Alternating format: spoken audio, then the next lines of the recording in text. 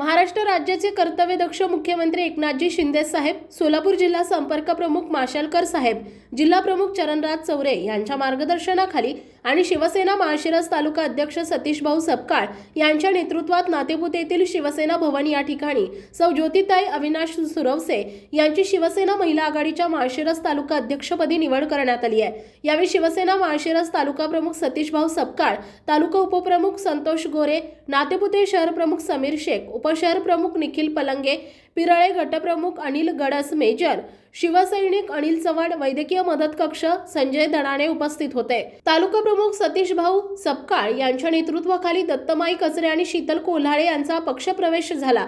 सतीश भाऊ सपकाळ कार्याची दखल घेत त्यांच्या मार्कडवाडी गावचे माजी सरपंच अमितांना वाघमोडे पाटील, महाराष्ट्र विकास सेना मार्कडवाडी शाखाध्यक्ष महादेव मार्कड, महादेव वळकुंदे, शेखलाल शेख, महादेव मार्कड आणि पत्रकार सचिन रणदिवे यांच्या वतीने त्यांचा सन्मान करण्यात आला। यावेळी शिवसेना पक्षाचे कार्यकर्ते आणि पदाधिकारी उपस्थित होते। Bureau report, Jansatta Marathi news, Natepute.